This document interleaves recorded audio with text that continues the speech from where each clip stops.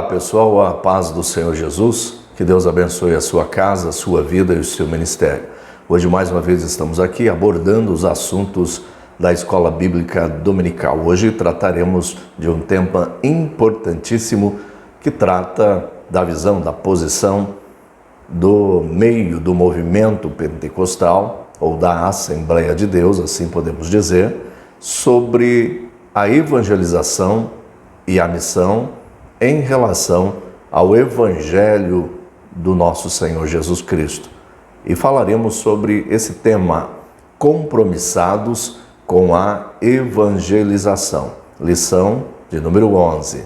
Compartilhe esta aula com o máximo de pessoas e que Deus venha abençoar a sua vida, a sua casa e o seu ministério.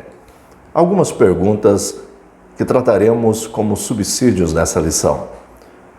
Principais características do evangelismo para os pentecostais. Quais são as principais características deste evangelismo para o pentecostal ou para os pentecostais? Quais as principais atividades e ideias que tiram o foco do evangelismo das igrejas? O que é que atrapalha? O que é que não é evangelismo? Quais os desafios atuais para o evangelismo e por que as igrejas pentecostais estão crescendo? Nós trataremos destas importâncias nesta manhã, neste dia. Então fique conosco até o final e compartilhe esta aula com o máximo de pessoas. Texto áureo desta lição, texto muito conhecido, onde nós percebemos que muitos ministros, pregadores, fazem uso desta temática para abordar a ênfase e o poder do Evangelho. Diz assim, no verso 16 de aos Romanos, no capítulo 1, porque não me envergonho do Evangelho de Cristo, pois é o poder de Deus para a salvação de todo aquele que nele crê, primeiro do judeu e também do grego. Verdade prática. A nossa responsabilidade para a salvação de todos os seres humanos, mediante o Evangelho de nosso Senhor Jesus Cristo, nos torna servo de todos. Verdade praticável. Esta verdade tem que estar no seu e no meu coração, a nossa responsabilidade mediante este Evangelho de tornar-nos servos para alcançar a humanidade. Leitura bíblica em classe se encontra em Marcos, capítulo 16, do versículo 14 ao versículo 20. Versículo 14. Finalmente, apareceu aos 11, estando eles assentados juntamente, e lançou-lhes em rosto a sua incredulidade e dureza de coração por não haverem crido nos que o tinham visto já ressuscitado. E disse-lhes, ide por todo o mundo, pregai o Evangelho a toda criatura. Quem crer e for batizado será salvo, mas quem não crer será condenado. E eis, ou estes sinais, seguirão aos que crerem em meu nome. Eles expulsarão demônios, falarão novas línguas, pegarão nas serpentes e se beberem alguma coisa mortífera, não lhes fará dano algum. E imporão as mãos sobre os enfermos e os curarão. Ora, o Senhor, depois de lhes ter falado, foi recebido no céu e assentou-se à direita de Deus. E eles, tendo partido, pregaram por todas as partes, cooperando com eles o Senhor e confirmando a palavra com sinais que se seguiram. Amém. Índice da nossa lição. A evangelização como prioridade. 2. Jesus morreu para salvar todos os seres humanos. 3. A evangelização local e transcultural. Introdução. O reino de Deus cresce à medida que os pecadores vão se convertendo ao Senhor Jesus.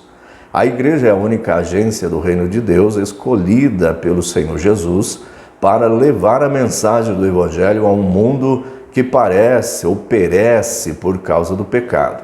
com isso, nós estamos dando continuidade a esse trabalho.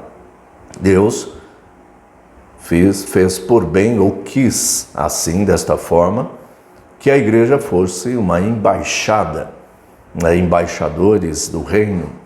A igreja, ela tem esta responsabilidade, ela tem esta importância de levar esta missão do Evangelho, de resgatar, lavar, purificar e trazer ao homem a consciência da importância do relacionamento de Deus através do seu Filho Jesus.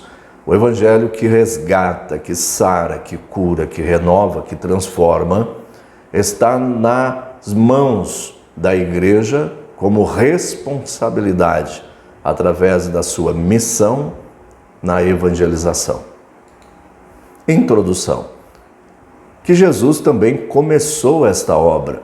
Isso aponta para a importância da evangelização e da obra missionária. Introdução. Esses objetivos é importante que eu e você tenhamos em mente.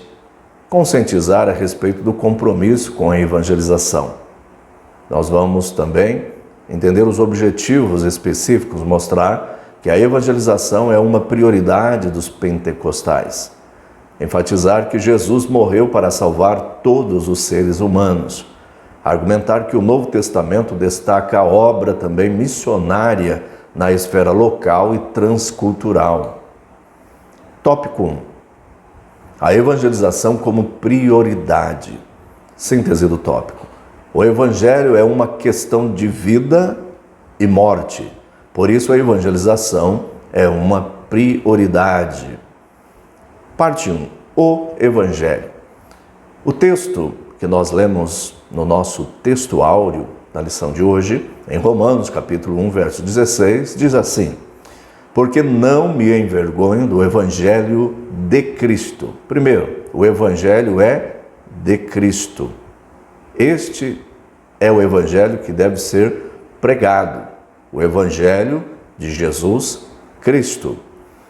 E este evangelho de Cristo é o poder de Deus para a salvação de todo aquele que crê, primeiro do judeu e também do grego. Lembrando aqui que o apóstolo Paulo ele começa a sua obra de evangelização e pregando a graça para todos nas sinagogas, lugares aonde estavam um eixo, um nicho judaico muito forte.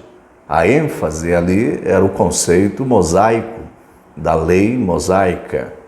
Este parâmetro, essa métrica que estava no coração desses homens, desses líderes religiosos, ainda havia um cercear, um sectarismo diante da compreensão e dimensão do Evangelho de Jesus Cristo.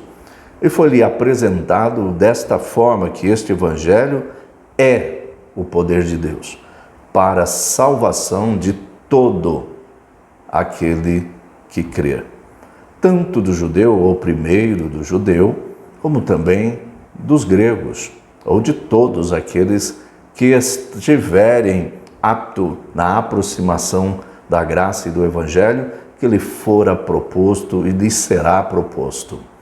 Olha o que diz em 1 Coríntios capítulo 15, no verso número 2. Pelo qual também sois salvos, se o retiverdes, tal como vou-lo tenho anunciado, se não é que crestes em vão. Outra importância que nós vemos no texto é que este evangelho deve ser seguido na íntegra, como ele o é de fato. Não devemos transigir, misturar, agregar, acrescentar aquilo que já for apresentado pronto, completo, pleno, absoluto. Este evangelho não pode ser transigido ou transgredido, mas tem que ser absorvido na sua íntegra, ou na verdade absoluta que ele o é de fato, e venhamos segui-lo e praticá-lo de forma a viver aquilo que verbalizamos de fato. Por isso, a importância de entendermos a característica de um verdadeiro salvo pela boa nova, pelo Evangelho, pelas boas notícias. O único Salvador do mundo. Disse-lhe Jesus: eu sou o caminho, a verdade e a vida. E ninguém vem ao Pai senão por mim. Como está em João capítulo 14, verso 6. Eu sou o caminho. Aqui o artigo definido dá a entender que ele é o único caminho, ele é o caminho. Ele é aquele que em si não aceita qualquer associação com outros e outro caminho que se diz verdadeiro, porque ele é o caminho e a atenção é voltada só para esta pessoa, só para Jesus. Não há espaço aqui neste texto para que outra pessoa ou outro caminho seja agregado, ou outras importâncias comportamentais que o texto não está apresentando, venha a ser agregado à nossa vida, ao nosso comportamento. Não. Ele é o único, ele é o caminho. E em nenhum outro há salvação, porque também debaixo do céu nenhum outro nome há dado entre os homens pelo qual devamos ser salvos. Olha a importância, a inserção cirúrgica do texto. Não há possibilidade de haver outro, ou em nenhum outro há este poder e autoridade debaixo do céu ou acima dele que tenha o poder de salvar. Só Jesus pode salvar e só nele tem toda a importância redentiva, histórica, comportamental, experimental do processo da salvação. Principais características do evangelismo para os pentecostais. Lembrando sempre que nós estamos hoje tratando desta linha, mas dentro da visão pentecostal sobre evangelismo, sobre este compromisso com a evangelização, dentro desta ótica, desse segmento, deste argumento, dentro da visão pentecostal. Então essas são as principais características do evangelismo para os pentecostais. Cremos que através do batismo no Espírito Santo, a pessoa recebe a missão de testemunhar de Deus, a força, o poder, a visão. Então, o batismo, o mergulhar, aquele ato de estar imergindo na vida de Cristo, na força do Espírito Santo, no entendimento de Deus, na clareza da sua obra e do seu caminhar e nos dando o caminho de fato a ser seguido, esta obra trazendo-nos a consciência, a veracidade do que ela é para nós e para a humanidade, é para nós o poder, é para nós a virtude para testemunhar de Deus. Lembrando que a testemunha é aquela que experimenta, aquela que compartilha, aquela que tem um relacionamento real com a importância a ser declarada e a testemunhada, a ser dado depoimento. Então nós temos que ter esta pessoa com clareza, com total percepção dos nossos sentidos, dentro do ser tricotômico, corpo, alma, espírito, claro dentro da nossa percepção, para que possamos expressar todo este comportamento racional sobre esta pessoa de forma clara e precisa. Então tem que haver ali um relacionamento. O batismo, em sua essência, ele fala deste mergulhar na essência e na verdadeira pessoa de Jesus Cristo através do Deus Espírito Santo. Outra característica, as pessoas podem optar por seguir Jesus, para isso é necessário ouvir o evangelho. Então esta é uma característica do evangelismo para os pentecostais.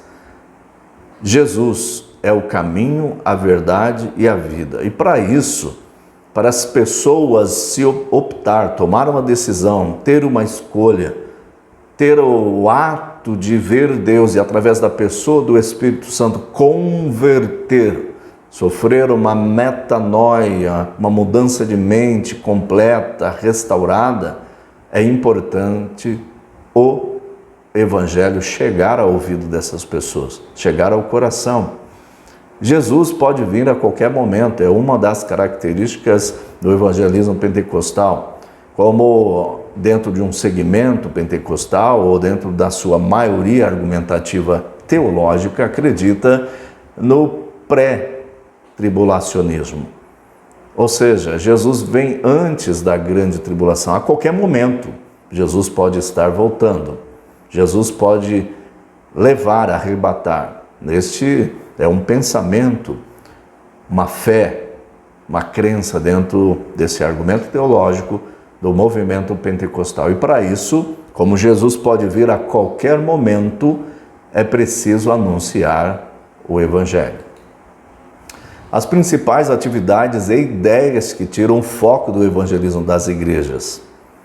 Qual é a ideologia? Quais são as ideologias vigentes do século ou destes momentos que estamos vivendo que tiram o foco, tira a diretriz, a concentração no sentido de estar inteirado dessa verdade, corpo, alma, espírito, esperançando esta fé, trazendo a nossa alma como se fosse uma usina atômica, uma usina poderosa, uma fábrica de energia, para que possamos vivenciar a pessoa do Espírito Santo. E a obra de nosso Senhor e Salvador Jesus Cristo, é necessário, nós entendemos que algumas ideias tiram o foco do evangelismo das igrejas. Teologia da prosperidade. É claro que na década de 80, na década de 90, houve um crescimento aí, uma expansão sobre a teologia da prosperidade. Agora, ela está perdendo o seu viço, perdendo a sua credibilidade, porque não tem sustentação. Ela não se sustenta dentro da sua teologia. Embora ela não se sustente, ela cria-se aberturas para outras possibilidades, como a teologia coaching. Essa teologia, ela é antropocêntrica ao extremo, exageradamente antropocêntrica. É claro que eu não estou e nós não estamos aqui dizendo sobre o coach, o profissional, aquele que trabalha com várias áreas, principalmente a área empresarial, que é muito importante ter a consciência dessa tarefa do lidar com a pessoa e as suas capacidades e potencialidades. Porém, a teologia coach é uma nova roupagem da teologia da prosperidade. Se não tomarmos cuidado, seremos enganados também dentro dessa teologia, apresentando um certo triunfalismo, onde deparamos com vários homens e personagens, homens e mulheres, criando aí conceitos para essa nova geração fantasiosas, utópicas. É a síndrome de Peter Pan, a síndrome daquela criança que nunca cresce, que vive no mundo das ilusões, no mundo das maravilhas, e não assume as suas responsabilidades e não acredita, de fato, nas suas impotencialidades, nas suas incapacidades, nas suas situações de não alcançar, porque é ser humano e depende da graça e da misericórdia de Deus. É claro que eu e você não podemos ser enganados, mas se tivermos o parâmetro da palavra de Deus, como servimos a Deus de forma autêntica? Quando estamos dentro do quadrado, daquele espaço que se chama ortodoxia bíblica, que se chama escritura sagrada, doutrina de Deus, doutrina de nosso Senhor Jesus Cristo. Tudo aquilo que ultrapassa essa linha é excesso e não condiz com a verdade, com os princípios.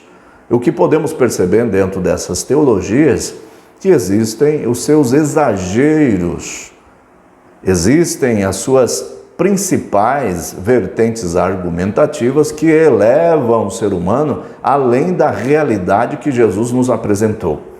E isto não é evangelho. Descentraliza a pessoa de Cristo e centraliza em demasia a pessoa do ser humano, o titular. Ali eleva a sua percepção, o seu ego, a sua posição e acaba enfrentando desafios que lá na frente serão frustrantes, porque não serão alcançados seus objetivos. Outra, a teologia da missão integral.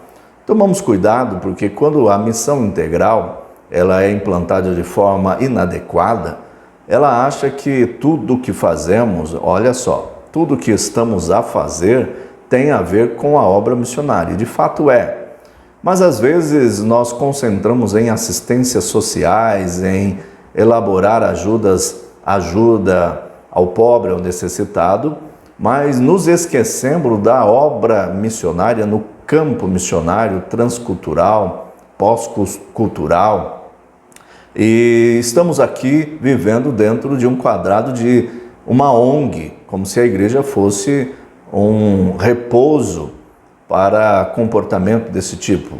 De fato, a igreja tem essa missão e deve ter essa missão, mas esta missão, como tem sido propagada no dia de hoje, tem tirado da igreja o foco missionário de alcançar. Temos que trabalhar a questão social da igreja, a assistência social, temos que trabalhar o conceito da nossa segunda missão, da nossa segunda vocação, que é o trabalho, que é a profissão, e ali nós também falamos de Cristo, propagamos a vida e a pessoa de Cristo, nós enfatizamos a característica de Cristo em nós, através de nós. De fato, isso é uma missão, isso é cosmovisão, visão do mundo cristã, e implantamos e vemos Deus e trabalhamos Deus através destes momentos do nosso cotidiano, da nossa rotina.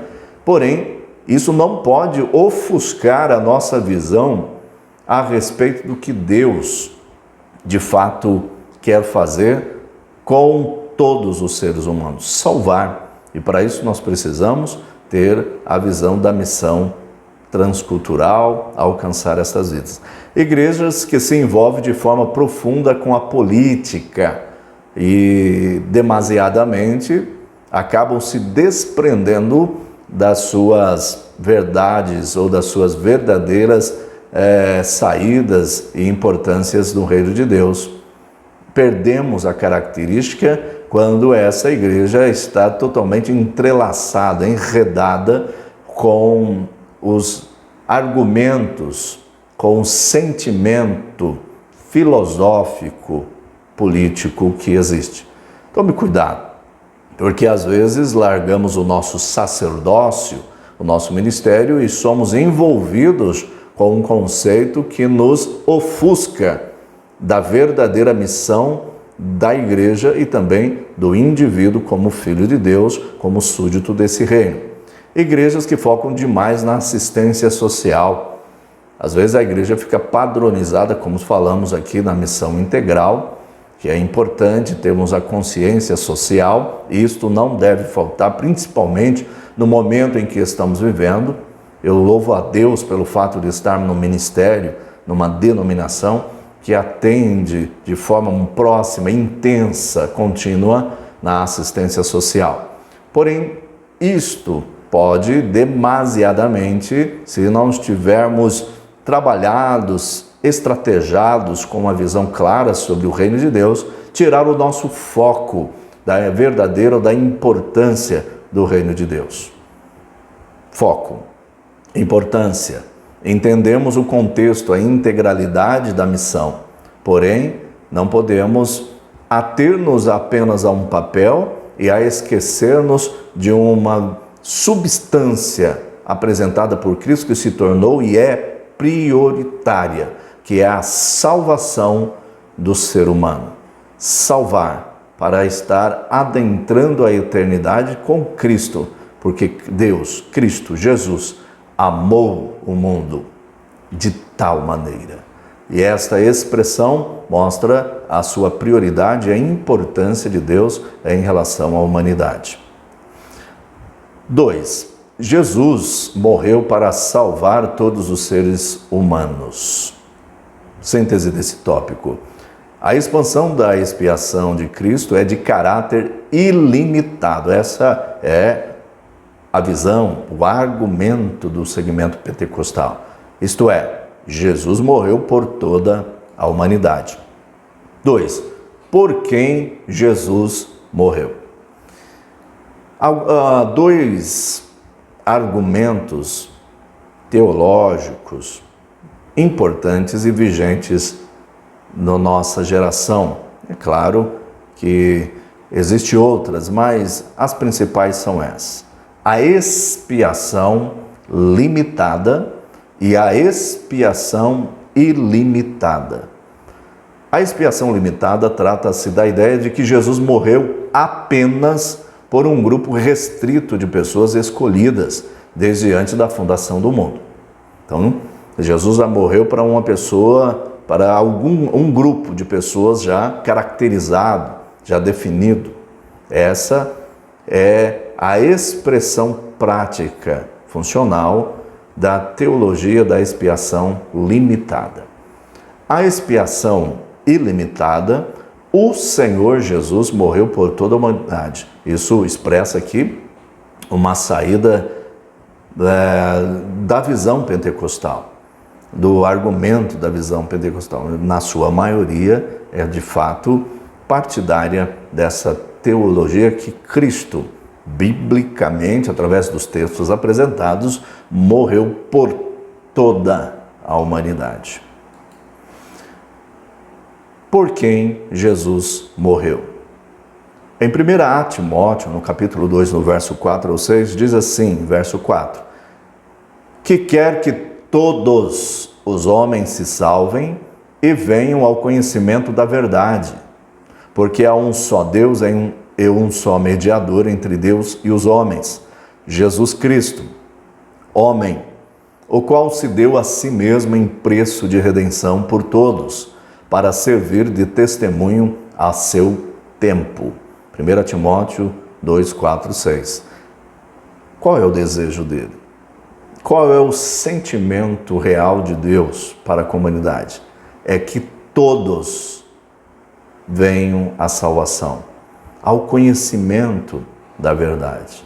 Então aqui nós temos no texto, sem adulterar o texto, sem aumentar o texto, nem sem tirar esse texto do seu contexto e fazer dele um pretexto, sem usar o texto desta forma contrária à sua verdadeira finalidade e expressão. Porque há um só Deus e um só mediador. E esse deu a sua vida por e para redenção por todos, para servir de testemunho a seu tempo. 1 de João, capítulo 4, verso 14. E vimos e testificamos que o Pai enviou seu Filho para Salvador do mundo. Interessante que nós entremos na palavra cosmo. A palavra cosmo vem de, por exemplo, cosmética. Cosmética tem a ver com aquilo que é para restaurar o caos. Restauração do caos. Deus veio para restaurar o caos, salvar aquilo que se tornou caótico. Caos. Dentro da compreensão grega de cosmos, é aquilo que fora estabelecido, mas em um certo momento isso se tornou caótico. Então, dentro dessa compreensão helenística, Deus vem para salvar, restaurar, restabelecer aquilo que está caótico. Deus veio salvar todo o mundo, restaurar o mundo. E isso implica diretamente na salvação da sua obra-prima, da coroa da sua criação, que são os seres humanos. Deus veio para salvar todos. Deus veio para salvar o mundo. Deus veio para restaurar e resgatar este mundo. 3. Evangelização local e transcultural. Síntese. A evangelização local e transcultural é tarefa principal da Igreja de acordo com o Novo Testamento. Evangelização é o ato de comunicar as boas novas de salvação a todas as pessoas por meio de palavras e ações. Evangelion. Angelion. Significa boa, bom, boa, bem. E angelos, significa, ou egelion, significa mensagem, boas novas, mensageiro, notícia, novas. Essa é a missão da igreja, levar as boas novas de Jesus Cristo, da salvação. Porque este evangelho é de Jesus Cristo, é levar Jesus Cristo e as notícias sobre ele, sobre a sua pessoa, sobre a sua deidade, sobre a sua origem, sobre a sua essência e sobre a sua missão. E quando entendemos que esta é a boa notícia, Deus trabalha nos corações e essa boa notícia se torna a vida e a essência motriz de cada um de nós.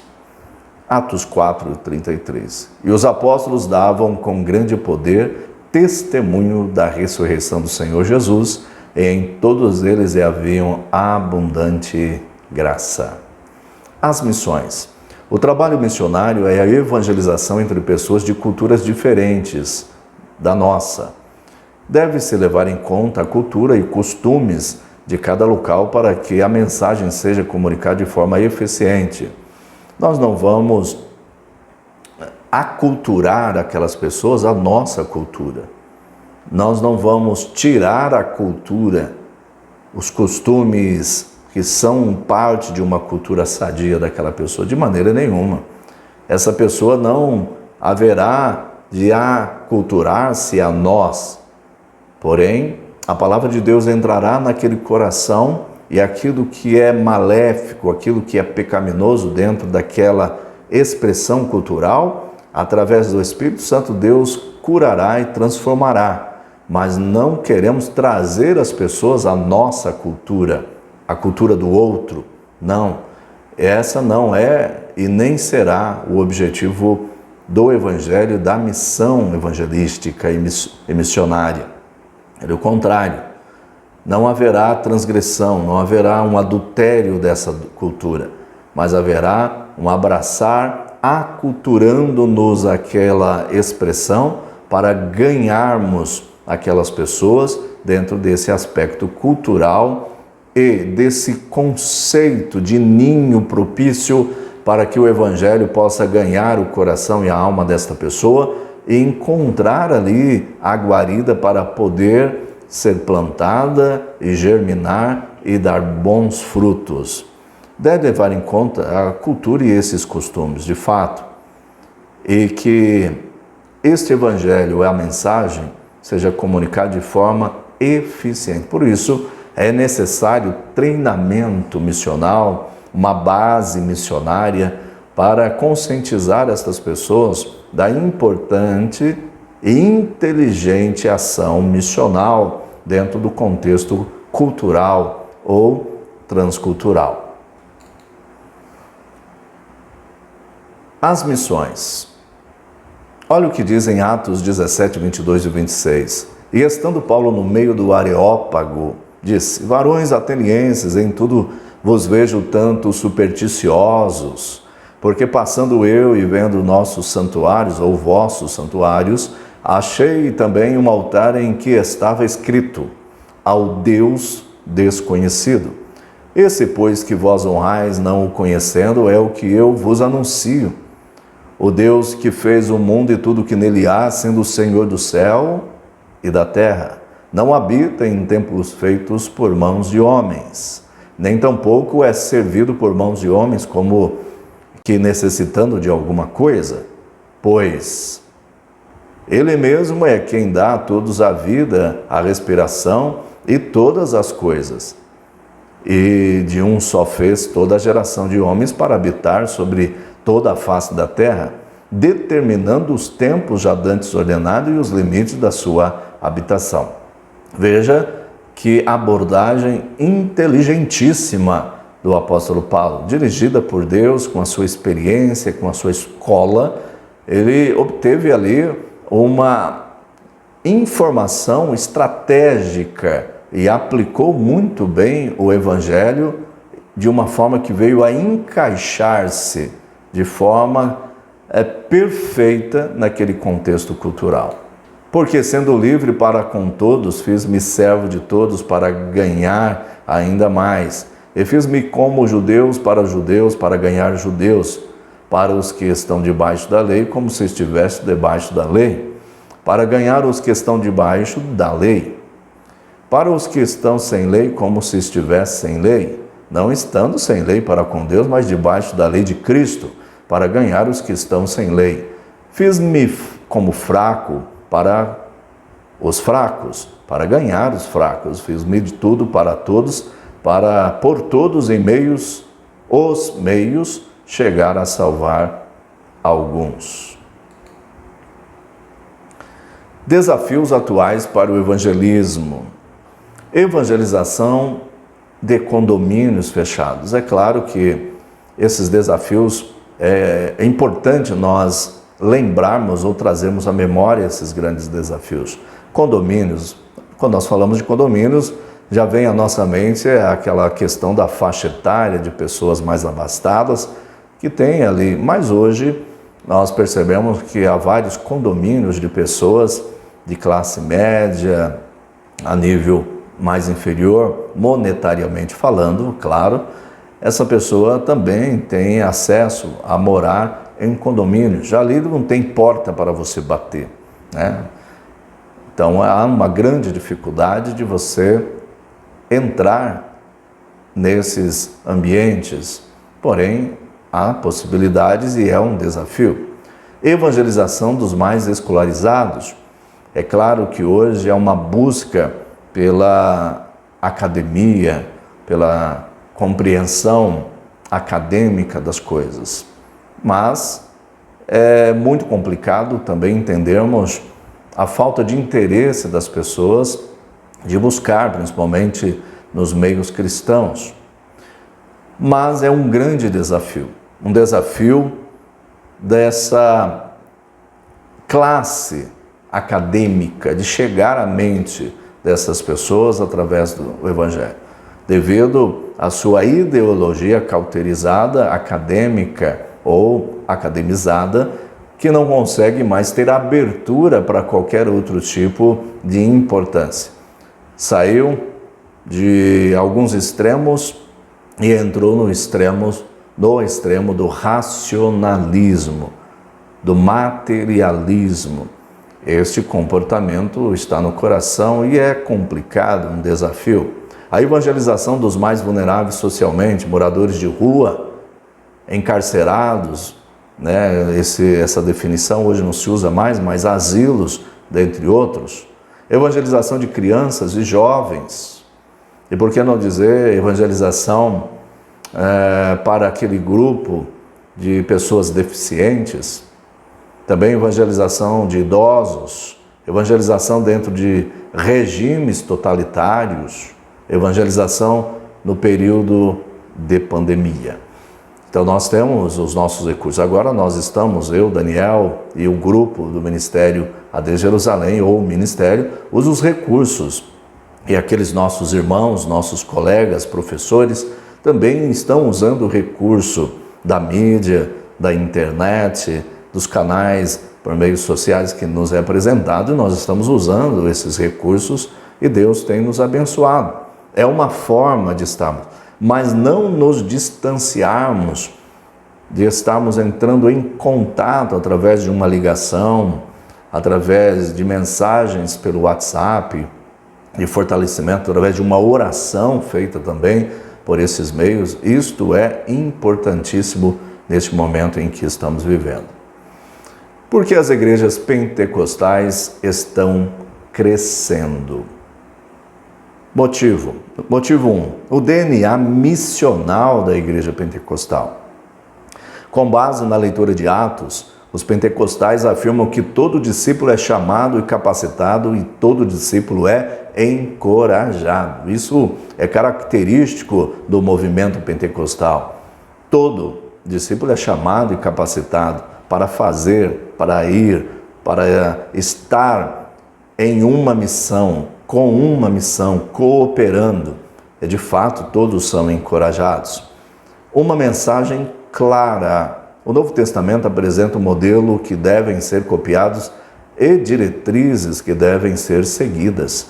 Em um mundo ainda habitado por grande número de pessoas analfabetas ou semi-analfabetizadas, e simplicidade existente na pessoa da abordagem pentecostal, fundamentada como está na narrativa bíblica, é muito apreciada. Essa clara linguagem, uma linguagem precisa, compreensível, simples para todos. 3. Prodígios e sinais. Isto nos move porque é uma característica muito forte no movimento pentecostal. Os pentecostais oram rotineiramente pelos enfermos e levam a sério a comissão de Jesus para pregar as boas novas e curar os enfermos. Mais uma vez, o registro de Atos é crucial, pois os prodígios e sinais da Igreja Apostólica formam modelos para a nossa prática contemporânea. 4. A estrutura limitada da Igreja. As igrejas pentecostais tendem a ser de regulamento congregacional. Então, por que as igrejas pentecostais estão crescendo? Então, ela tem ali um regulamento, uma diretriz interna congregacional e não tem pré-requisitos ali acadêmicos. É claro que nós estamos aqui falando de uma maneira geral, mas é claro que há momentos e lugares específicos, comportamentos específicos. Mas dentro de uma visão geral, dentro desses pré-requisitos acadêmicos, não é muito acentuado e determinados ou rigorosos para a liderança da igreja. Os líderes da igreja são reconhecidos e escolhidos pelos membros da congregação, em grande parte devido à qualidade da vida espiritual e dons pastorais que o indivíduo tenha. Todos são potencialmente pastores, evangelistas ou missionários. A igreja é, afinal de contas, uma comunidade de profetas inspirados pelo Espírito. Destaque na experiência. Embora os pentecostais sempre tenham sido o povo da Bíblia e estejam comprometidos com a Bíblia, também estão prontos a enfatizar que as mesmas experiências que moldaram a vida da igreja primitiva estão disponíveis hoje. Esta é uma argumentação muito forte do movimento pentecostal, que ainda hoje, para agora, ainda há experiências espirituais, de milagres, de curas, de poder, dos dons presentes e ativos na rotina da igreja. Igreja primitiva, para nós hoje, tudo isso está disponível. Os cultos pentecostais são raramente maçantes. É muito ativo em todos os sentidos, principalmente quando é dentro deste grupo, dessa congregação, existe a sinceridade, o temor a Deus, o mover do Espírito Santo é real e a igreja se move no poder do Espírito Santo. Conclusão da nossa lição. Todos fomos chamados para o evangelismo. A igreja deve assumir a sua responsabilidade de anunciar o evangelho prioritariamente. Devemos nos capacitar para enfrentar os desafios do evangelismo nos nossos dias. Compreender que a igreja pentecostal não separa os prodígios e sinais da mensagem de salvação. A Bíblia afirma que não existe salvação sem Jesus. Ele mesmo declarou: eu sou o caminho, a verdade e a vida. Ninguém vem ao Pai senão por mim, João 14,6. Essas boas novas são o poder de Deus para a salvação e libertação disponível a todos. Mas há necessidade de alguém para levar essa mensagem de vida. Já faz quase 2000 anos que os cristãos vêm pregando esta mensagem e ela continua sendo, cada dia, uma mensagem nova. Meus queridos, que Deus abençoe a sua vida, que Deus abençoe a sua casa, que Deus abençoe o seu ministério. Seja forte, fique firme, que Deus está conosco e compartilhe esta aula e que Deus venha nos conduzir à próxima aula, querendo Ele, permitindo Ele, estaremos aqui na próxima aula. Que Deus os abençoe. Um grande abraço do pastor Daniel Dias e toda a sua família. Deus os abençoe.